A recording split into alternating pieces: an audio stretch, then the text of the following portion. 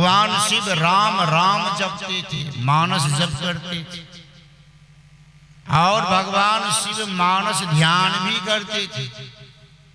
तन थिर करी शंभु सुजाना, लगे करन मानस ध्यान। मानस ध्यान भी करते थे और शिव जी दृष्टि योग की भी क्रिया करते थे। तब शिव तीसर नयन उघारा, चितवत काम भयो जरी छाड़ा। ये काम भी करते थे। नादानुसंधान की क्रिया, महामंत्र जो जपत में हेसु, काशी मुक्ति हेतु उपदेशु। ये संत मत की जो 4 साधनाएं हैं, ये चारों साधनाओं को करने वाले कौन? का शिव जी। और ऐसे शिव जी के पास पहुंचे कौन? कहा ब्रह्मा जी। देखिए, धन वृद्धा बल वृद्धा आयुर वृद्धा तथैव च ते ज्ञान सर्वस्व ज्ञानस्य। जो ज्ञान में वृद्ध है, किंकरा से किंकरा। कोई धन में बड़ा हो, कोई बल में बड़ा हो, कोई आयु में बड़ा हो, लेकिन वह ज्ञान वृद्ध के नीचे छोटा ही माना जाता है। इसलिए भगवान शिव के पास ब्रह्मा जी गए। उन्होंने कहा, भगवान शिव उपदेश करने लगे, योग हीनं कथं ज्ञानम मोक्षदम भवति वो, योगोपि ज्ञानस्तु नोक्षमो नो मोक्ष कर्मणि, तस्मात् ज्ञानम च योगम च मुमुक्षु दृढ़ं भयसे। हे ब्रह्मा जी, योग से हीन ज्ञान मोक्ष प्रद नहीं हो सकता, उसी तरह ज्ञान से रहित योग जो है वह भी मोक्ष कार्य में समर्थ नहीं हो सकता।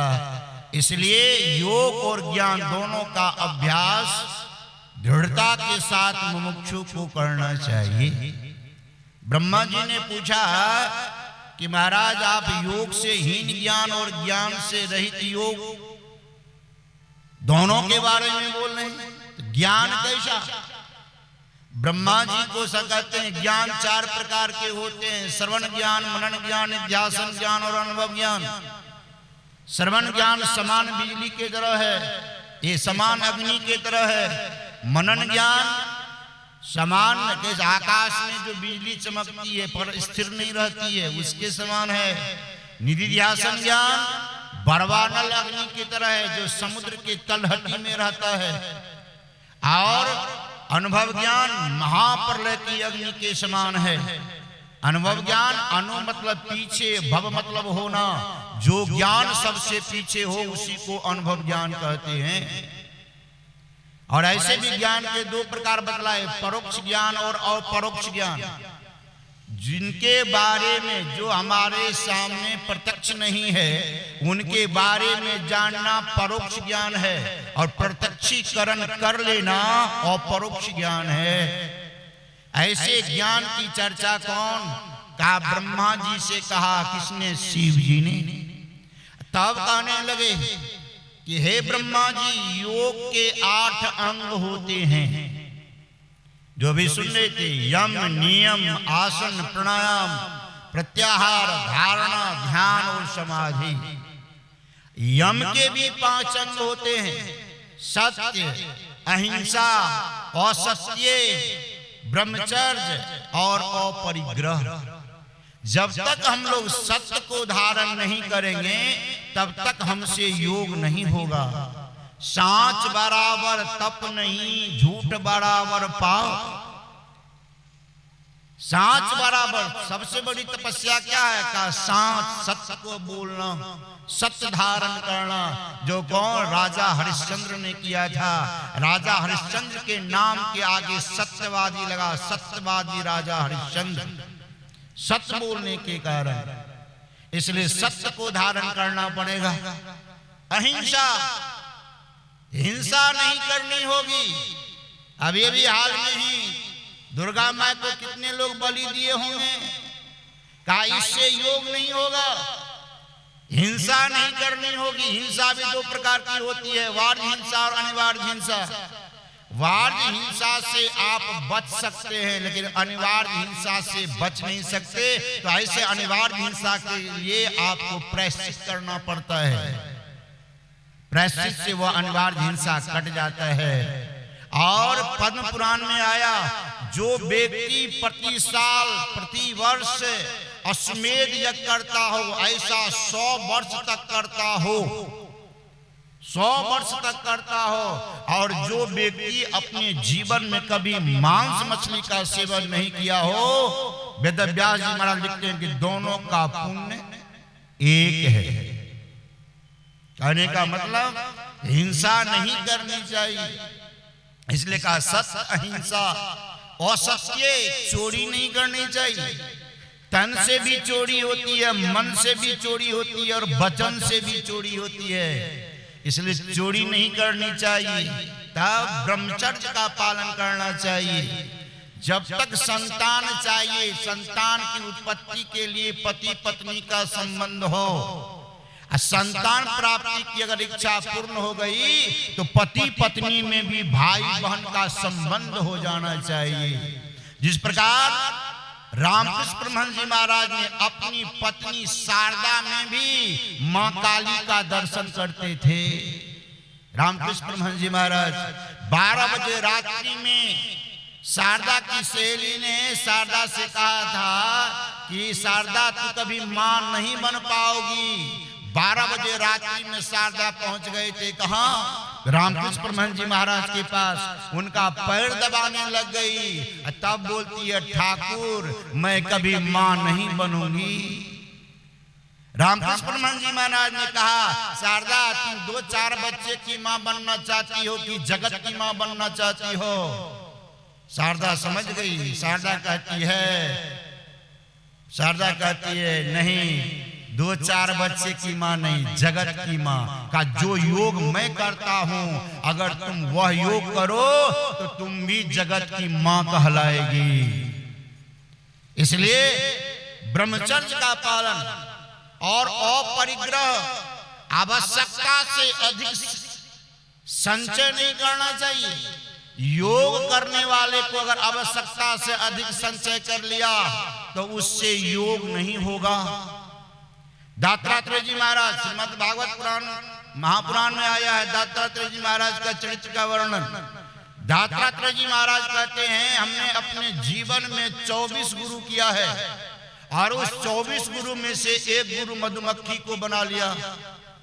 भक्तों ने पूछा कि आपने मधुमक्खी को गुरु क्यों बनाया?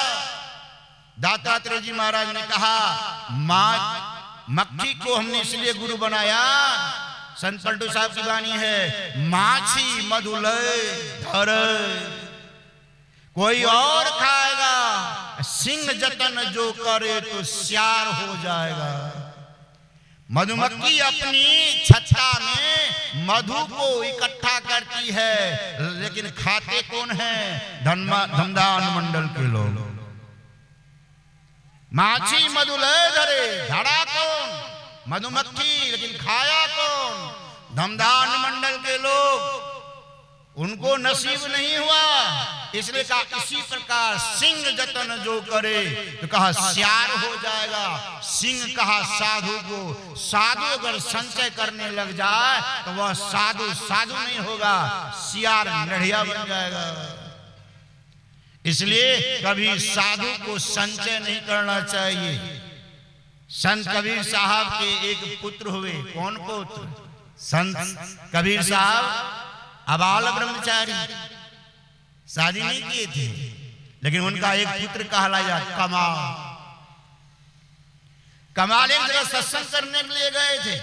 सत्संग में बढ़िया से खातिरदारी उनकी हुई, और उनके पाग में कुछ असरफियां गिरिपति ने ऐसे ठोंस दिया, पाग जो बांधे हुए।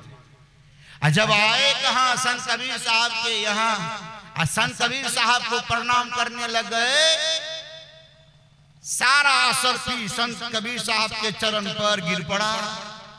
संत कबीर साहब ने कहा, बेटा कमाल सुनो, बुरा वंश कबीर का, उपजा पुत्र कमाल, राम नाम को बेची। बुरा वंश कबीर का, का हमारा वंश बूढ़ गया। क्या तूने देखते हैं तुम धन इकट्ठा करने लग गया। गोरखनाथ जी महाराज के साथ में उनके सेवक थे। गोरखनाथ जी महाराज जब चले गृहस्थ के यहां से सत्संग करके विदाई ले लिए तो गिरिपति ने उनको क्या क्या सेवक को दिया। कौन? लौंग, इलायची, सुपारी। सेवक ने उसको अपने तोलिया में बांध लिया और गोरखनाथ जी महाराज जान गए कि अच्छा सेवक ने कुछ लिया है गिरिपति से। और जैसे सेवक के साथ आधे रास्ते गए, गोरखनाथ जी महाराज ने कहा कि अरे सेवक से कहा, अरे हमारे मुंह में पानी आ रही है, कुछ खाने को है, कुछ खाने को है। तो सेवक ने कहा हाँ हजूर खाने को है। कहा क्या है? कहा लौंग है, इलायची है, सुपारी है। कहा निकाल दो। जैसे निकाल के दिया, कहा सुनो, दिन को खाए, रात को झक्के, ताको गौरक साथ में रखे। भाग यहां से। साधु खाने के लिए सोचेगा तू पटरी बांध लिया रे, मैं तो यही तुमको चेक कर रहा था। भाग यहां से। अपने साथ से भगा दिए। समय हो गया क्या?